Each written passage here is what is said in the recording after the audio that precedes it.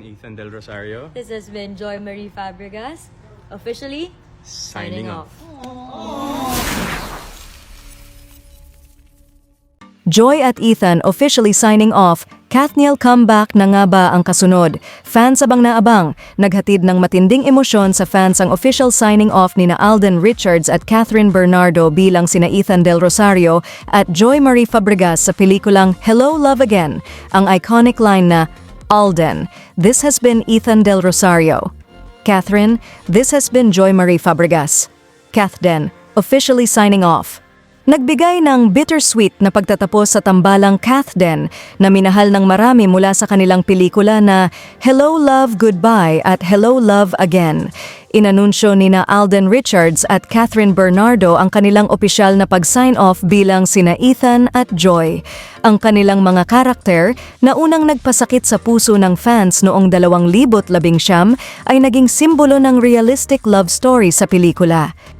Sa gitna ng Kathden signing off, marami ang umaasa na babalik na ang tambalang Kathniel, ang love team ni na Catherine Bernardo at Daniel Padilla. Matapos ang ilang taon ng tahimik na tambalan, tila sabik na sabik ang mga fans na makita silang muli sa isang proyekto. Mabilis na naging trending topic ang Kathden signing off na nagdala ng halo-halong emosyon sa social media. Nakakalungkot naman na officially signing off na ang Kathden. Ang ganda ng chemistry nila. Sobrang memorable ng Ethan at Joy. Salamat sa magandang kwento, Alden at Catherine.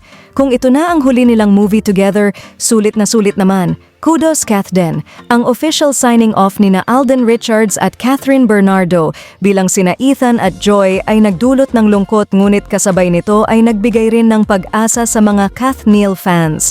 Habang inaabangan ang kanilang susunod na hakbang, malinaw na ang Kathden magic ay nag-iwan ng marka sa puso ng mga manonood.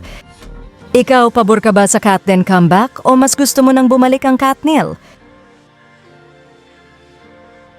Salamat sa iyong panonood at kung bago ka pa lang sa aming channel, huwag kalimutang mag-subscribe at pindutin ang bell icon para ma-notify ka kung may bago kaming upload.